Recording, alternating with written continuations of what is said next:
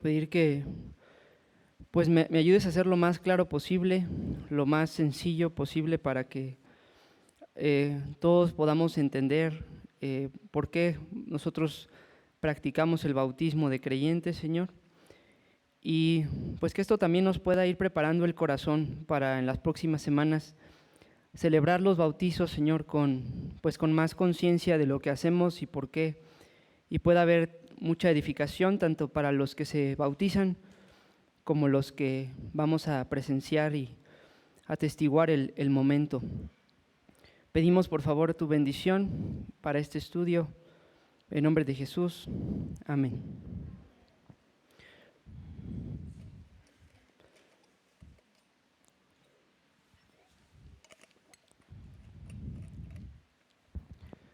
Bueno, hermanos, vamos a continuar con nuestro estudio sobre el principio regulador y como ustedes saben, estamos ahorita tratando el tema del sacramento del bautismo y hemos tomado varios domingos ya porque es un tema distintivo para nosotros como bautistas reformados y es importante aclarar por qué nosotros practicamos particularmente el bautismo de creyentes.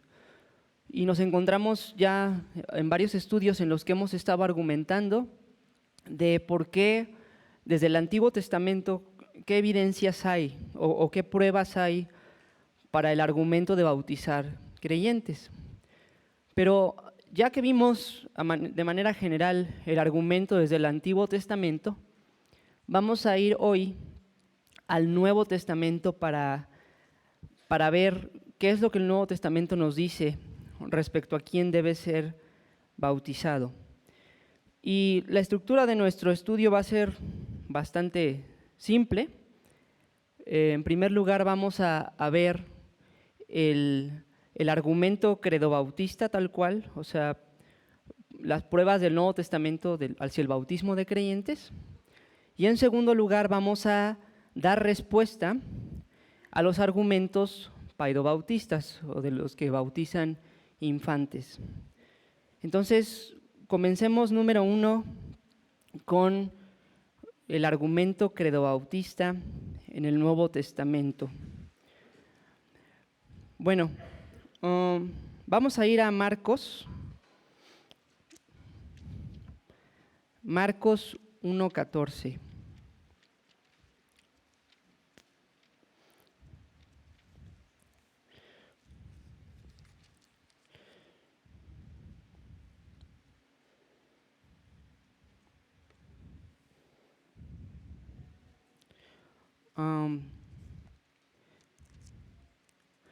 Marcos 1:4.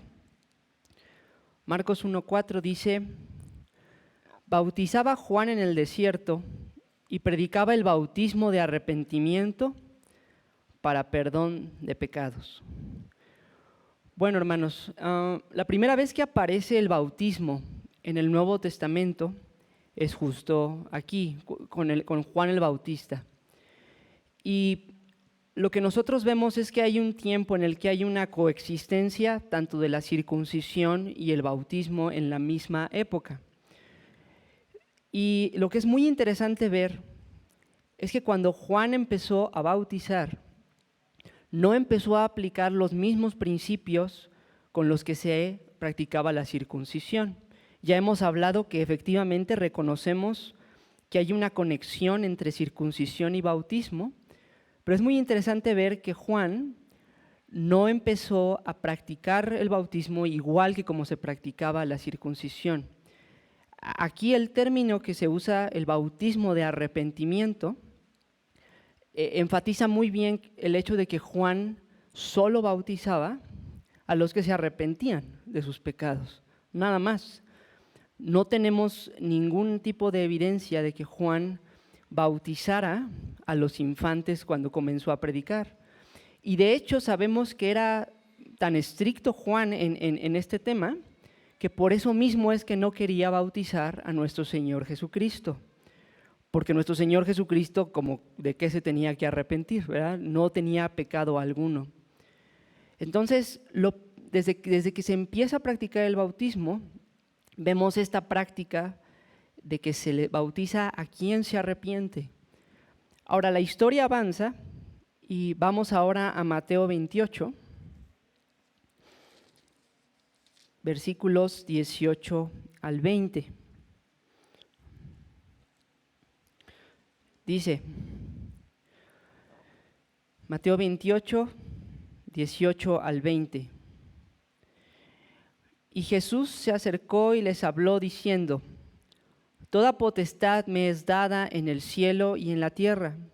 Por tanto, id y haced discípulos a todas las naciones, bautizándolos en el nombre del Padre y del Hijo y del Espíritu Santo, enseñándoles que guarden todas las cosas que os he mandado, y he aquí yo estoy con vosotros todos los días hasta el fin del mundo. Aquí es el momento antes de la ascensión, cuando nuestro Señor Jesucristo da la gran comisión, y vemos claramente cómo dentro de la gran comisión nuestro Señor Jesucristo incluye el bautismo. E incluye el bautismo aquí, nuestro Señor, ligado precisamente a la predicación del Evangelio y obviamente a la respuesta que el Evangelio exige.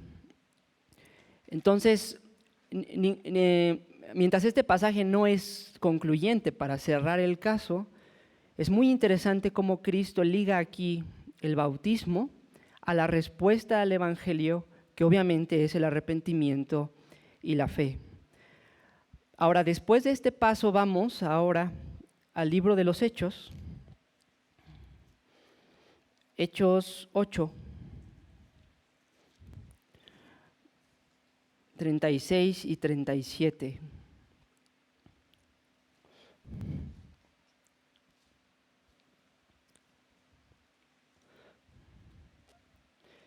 Que dice, y yendo por el camino llegaron a cierta agua y dijo el eunuco, aquí hay agua, ¿qué impide que yo sea bautizado?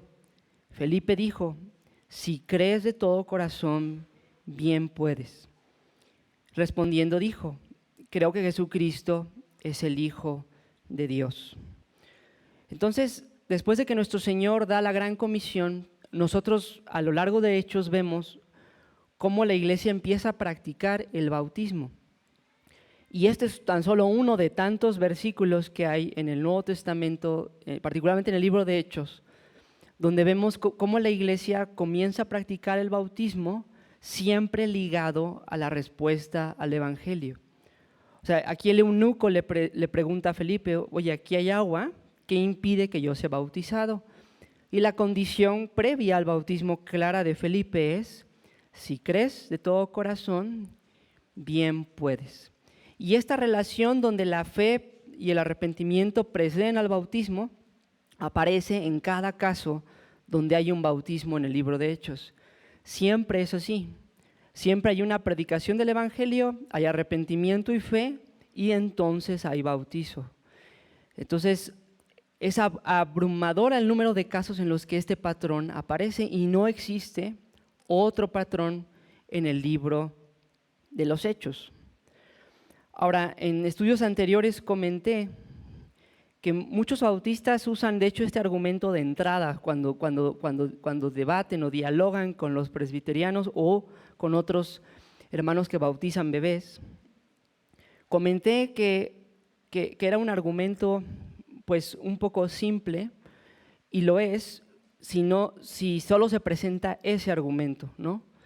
Pero ya que hemos presentado todo el cúmulo de argumentos, ahora sí es pertinente considerar esta parte, que el Nuevo Testamento no tiene ningún solo registro de un bautismo de infantes.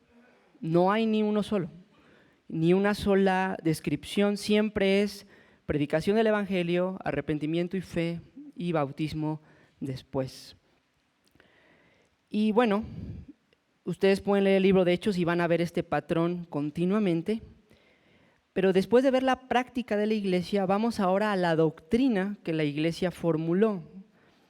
Y esto está en Romanos 6, versículos 1 al 4.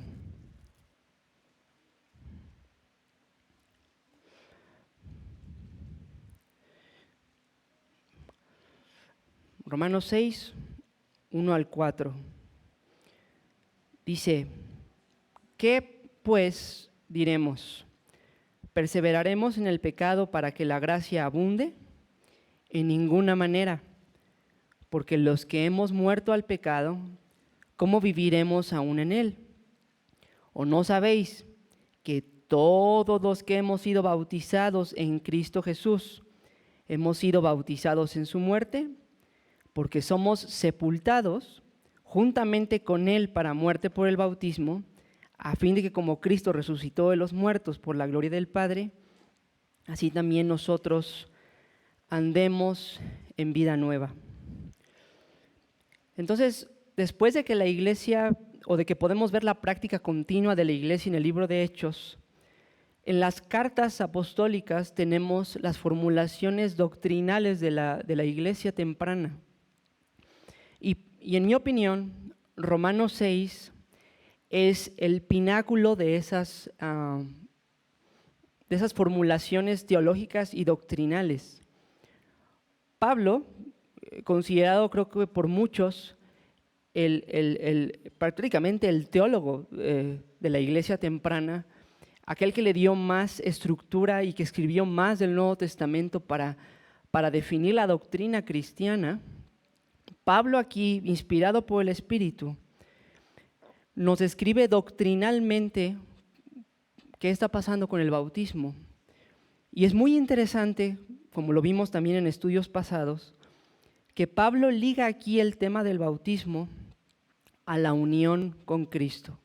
Este lenguaje, somos bautizados en Cristo Jesús, hemos sido bautizados en su muerte, porque somos sepultados juntamente con Él. En Él, junto con Él, es este tema que permea toda la teología de Pablo, que es la unión con Cristo. Como ya lo dijimos en estudios pasados, en el bautismo se simboliza la unión del creyente con Cristo al sumergirse en su muerte y al salir en su resurrección.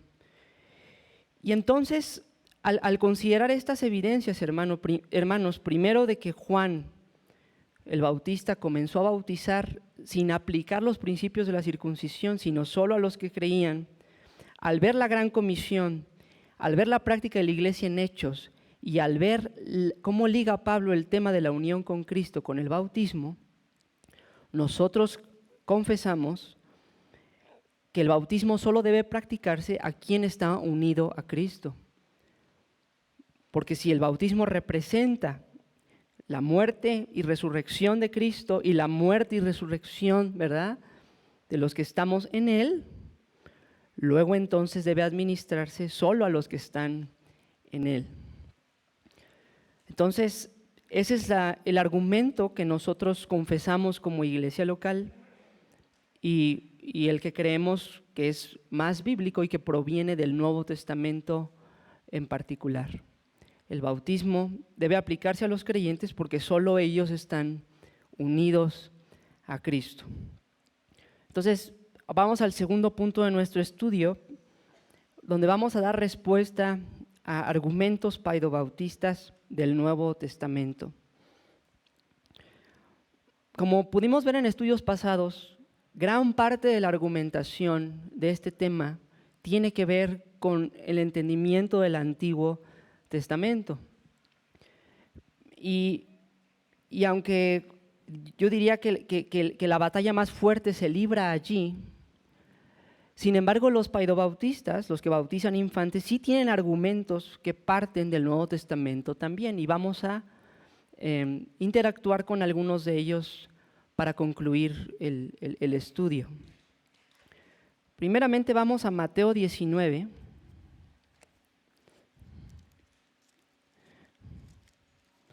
Mateo 19, versículos 13 al 15.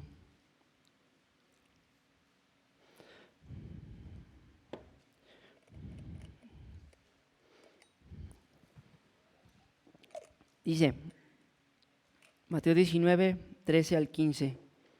Entonces le fueron presentados unos niños para que pusiese las manos sobre ellos y orase. Y los discípulos les reprendieron. Pero Jesús dijo: dejad a los niños venir a mí, y no se lo impidáis, porque de los tales es el reino de los cielos. Y habiendo puesto sobre ellos las manos, se fue de allí. Ahora, los que bautizan infantes usan este texto para decir, bueno, aquí la palabra niños, y en eso tienen razón, es una palabra que puede significar infantes, o sea, no es una palabra que signifique niños de 10 años, por ejemplo, sino es verdad que aquí están presentándole al Señor niños, incluyendo niños infantes, bebés. Y el argumento presbiteriano aquí es que Cristo está haciendo más que convivir con ellos, porque está poniendo sus manos sobre ellos, orando por ellos, y está diciendo que de ellos es el reino de los cielos. Y acuérdense, si el presbiteriano piensa en este tema de cómo el pacto incluye a los hijos de los creyentes, ellos ven aquí una evidencia de que Cristo quiere que los infantes permanezcan en el reino de los cielos, en la membresía del pacto.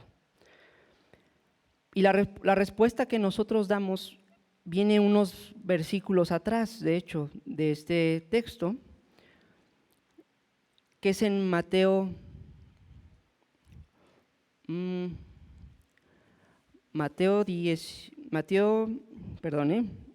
18, 2 al 6. Mateo 18, 2 al 6. Dice: y llamando Jesús a un niño, lo puso en medio de ellos y dijo: de cierto os digo que si no os volvéis y os hacéis como niños, no entraréis en el reino de los cielos. Así que cualquiera que se humille como este niño, ese es el mayor en el reino de los cielos. Y cualquiera que recibe en mi nombre un niño como este, a mí me recibe. Y cualquiera que haga tropezar a alguno de estos pequeños que creen en mí, mejor le fuera que se le colgase al cuello una piedra de molino de asno y que se le hundiese en lo profundo del mar. Nosotros creemos que cuando Cristo dice que de los niños es el reino de los cielos, no está diciendo que literalmente de todos los hijos de los creyentes pertenecen al reino de los cielos, sino más bien el reino de los cielos pertenece a los que, como dice este capítulo 18, verso 3, a los que se vuelven y se hacen como niños, a los que como niños ponen una fe sencilla en Cristo y creen de manera simple y sencilla, sin duda alguna, en el Evangelio y se abrazan de Él. Entonces Cristo no está hablando literalmente de los hijos de los creyentes, sino está hablando de los que como niños confían en Él. Otro argumento que usan los paidobautistas está en Hechos, capítulo 2, versículos 38 y 39.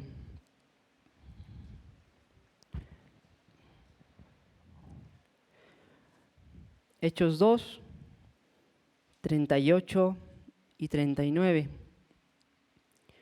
que dice así: Pedro les dijo: arrepentíos y bautícese cada uno de vosotros en el nombre de Jesucristo para perdón de los pecados, y recibiréis el don del Espíritu Santo, porque para vosotros es la promesa, y para vuestros hijos, y para todos los que están lejos, para cuantos el Señor nuestro Dios llamare. Bueno, hermanos, les soy sincero, les he comentado en estudios anteriores y he tratado de hablar del respeto que tengo hacia los presbiterianos y hacia todos los reformados que bautizan infantes. Y les quiero comentar que este de hecho es uno de los textos que a mí más me ha causado conflicto al oír su postura. Porque efectivamente este pasaje en el que Pedro predica en Pentecostés y les dice que se arrepientan y crean y que después sean bautizados, dice en el verso 39 que la promesa es para ellos y para sus hijos. Entonces, el presbiteriano, usando su teología del pacto, nuevamente aquí ve nuevamente una inclusión de los hijos en la comunidad del pacto. Y claro, es un argumento viable, respetable, sin embargo creemos que es incorrecto. ¿Y por qué? La respuesta radica en cuál es la promesa del versículo 39. Si se fijan, aquí dice, porque para vosotros es la promesa. Bueno, pero ¿cuál es la promesa? Bueno, lo que sucedió en Pentecostés fue que vino el Espíritu Santo, particularmente el Señor Jesucristo, el Mesías exaltado, mandó al Espíritu Santo y de manera única en la historia el Espíritu Santo vino sobre la iglesia, ¿verdad? Y es cuando empezaron a hablar en lenguas y a predicar el evangelio en varios idiomas a los judíos que tenían varias nacionalidades en la fiesta de Pentecostés. Y cuando se burlan los judíos, dicen a lo mejor están borrachos, Pedro se levanta y empieza a predicar y les dice que eso que ellos están viendo no es que estén borrachos. Pedro les dice, esto es lo que Dios prometió por el profeta Joel. Y cita aquí a Joel hablando de la venida del Espíritu Santo. Entonces la promesa a la que se refiere Pedro aquí es nada más y nada menos que el Espíritu Santo mismo. Y mientras es verdad que reconocemos que el Espíritu Santo opera tanto en creyentes como en un sentido general, puede operar en un inconverso, como pasó con algunas personas en el Antiguo Testamento en particular, donde se ve eso más claro, de una manera no salvífica, tenemos que decir que nuestro contexto es particularmente salvífico, porque es la venida que parte la historia en dos del Espíritu Santo en la iglesia del Nuevo Testamento. Este es el Espíritu de Cristo que viene para inaugurar la iglesia del nuevo pacto. Así que no podemos estar hablando de una promesa, de una influencia externa del Espíritu, sino la promesa aquí es la presencia y venida salvadora del Espíritu de Cristo. Entonces, la palabra promesa aquí es súper fuerte, hermanos. No es una membresía en el pacto, una membresía no salvífica en el pacto, no es una influencia del Espíritu externa en el pacto, sino es la presencia salvadora de Dios en el pacto de gracia. Y entonces aquí tenemos dos vertientes de hermanos paidobautistas a los cuales responder. Por un lado hay hermanos paidobautistas que ven la gravedad de la promesa aquí, el peso pues, y dicen, estos hermanos paidobautistas dicen, lo que pasa es que todos los hijos de los creyentes van a ser salvos. Hay hermanos presbiterianos, hermanos paidobautistas que creen que todos y cada uno de los hijos de los creyentes van a ser creyentes, van a ser salvos, todos y cada uno. Y ha habido hermanos muy respetables que han creído eso. Por ejemplo, el mismísimo John Owen. John Owen creía eso, creía que todos los hijos de los creyentes van a ser salvos, van a ser creyentes. Entonces, nosotros diríamos, bueno, hay hermanos presbiterianos que creen eso, o paidobautistas que creen eso, y a ellos nosotros les responderíamos que la Escritura nos deja ver que no todos los hijos de los creyentes forzosamente van a ser salvos. La Escritura tiene varios ejemplos de hijos de creyentes que lamentablemente no conocían al Señor y de los que no tenemos registro alguno de que se hayan arrepentido y hayan creído en el Señor. Y eso, que es claramente expresado en la Escritura, es confirmado en nuestra experiencia. La experiencia de la historia de la iglesia es clara en el hecho de que ha habido hijos de creyentes que jamás han mostrado arrepentimiento y fe hasta su último día. Lamentable y triste, pero es verdad. Entonces, a nuestros hermanos paedobautistas que usan este texto y el argumento sería que todos los hijos de los creyentes son salvos o serán salvos, les responderíamos eso. Pero hay otros hermanos paedobautistas, incluyendo presbiterianos, que dicen, no, esta promesa no se refiere a que todos los hijos de los creyentes van a ser salvos, sino a la membresía de la que hemos hablado. La membresía en el pacto de gracia no salvífica. Pero a ellos nosotros les responderíamos, es que la promesa de este texto es la venida y presencia salvadora del Espíritu de Cristo. No es una membresía externa, es la venida del Espíritu de Cristo que regenera el corazón y salva. Entonces, esa sería nuestra respuesta a los hermanos que creen que es una membresía externa nada más aquí. Y de hecho también añadiríamos a nuestra respuesta que Pedro no solo incluye a los hijos, sino, vean el verso 39, dice, para todos los que están lejos y para cuantos el Señor nuestro Dios llamare. Este lenguaje que Pedro añade después de hablar de los hijos, extendiendo la promesa a las personas que estén lejos y a los que el Señor llamare, nos deja bien claro que esta es una promesa, sí salvífica, pero que se extiende a todo el mundo, pues. Una promesa general del Evangelio y una promesa genuina para todos por igual, para judíos y gentiles, de que si se arrepienten y creen, tendrán el Espíritu Santo, serán salvos. Entonces, nosotros creemos que este pasaje no está asegurando la conversión de todos los hijos, sino simplemente diciendo que se le ofrece a los padres, se le ofrece a los hijos, se le ofrece a los que están fuera, se le ofrece a todo el mundo el Evangelio de la gracia de Dios y particularmente la presencia salvadora de Dios en el Espíritu Santo. Siguiente argumento, Hechos 16.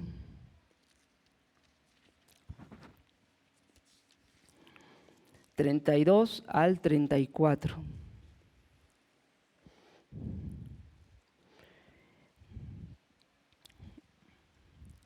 Hechos 16, 32 al 34 dice: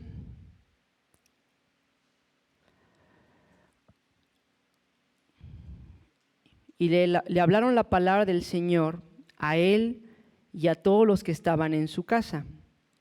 Y él, tomándolos en aquella misma hora de la noche, les lavó las heridas y enseguida se bautizó él con todos los suyos. Y llevándolos a su casa les puso la mesa y se regocijó con toda su casa de haber creído a Dios. Más de una vez en el libro de Hechos nosotros vemos bautismos de familias. Pasó, por ejemplo, con Cornelio, si se acuerdan, cuando Cornelio reúne en su casa, viene Pedro, les predica el Evangelio y se bautiza a toda la familia que estaba ahí. Pasó con Lidia en Filipos, que también toda la familia de Lidia se dice que fue bautizada. Y pasa, por ejemplo, aquí con el carcelero de Filipos también. El carcelero, ¿se acuerdan que tembló y él se iba a matar y Pablo le dijo espérame y le predicó el Evangelio y cree el Evangelio? Pero aquí nos dice que fue bautizado no solo él, sino toda su casa. Entonces, nuevamente, el paedobautista o presbiteriano ve este texto con los lentes de la teología del pacto y dice, ¿ves?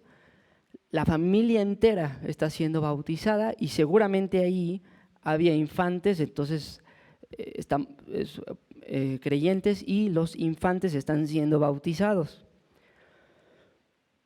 Y nosotros lo que respondemos a eso es, pues honestamente nadie sabe si había infantes o no allí, ¿no? Es una inferencia. Nuestro texto solo nos dice que se bautizó con todos los suyos, pero no dice que había infantes. O sea, es una conclusión válida, claro, pero no está explícito allí. Pero lo que sí es explícito aquí en nuestro texto es que no solo creyó el carcelero, sino creyeron todos ellos. ¿Sí? Fíjense cómo dice, perdón, dice, y le hablaron la palabra del Señor a él y a todos los que estaban en su casa. Y él, tomándolos en aquella misma hora de la noche, les lavó las heridas y enseguida se bautizó él con todos los suyos.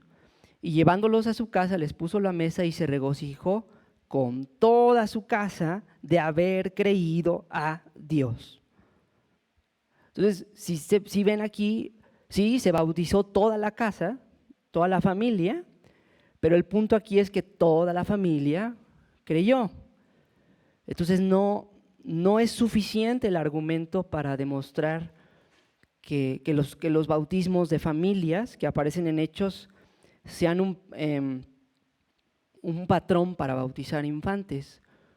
Más bien lo que tenemos en esos casos es que todos los familiares creyeron, como gracias a Dios hay algunas familias hoy en día que desde el papá hasta los hijos todos creen y por lo tanto todos son bautizados. Y por último, 1 Corintios 7,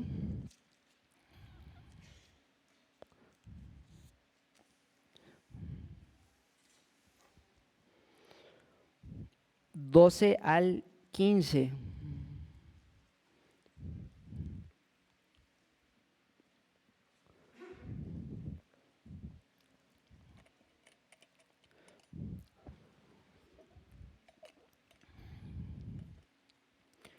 Primera Corintios 7, 12 al 15. Y a los demás yo digo, no el Señor. Si algún hermano tiene mujer que no sea creyente y ella consiente en vivir con él, no la abandone. Y si una mujer tiene marido que no sea creyente y él consiente en vivir con ella, no lo abandone. Porque el marido incrédulo es santificado en la mujer y la mujer incrédula en el marido.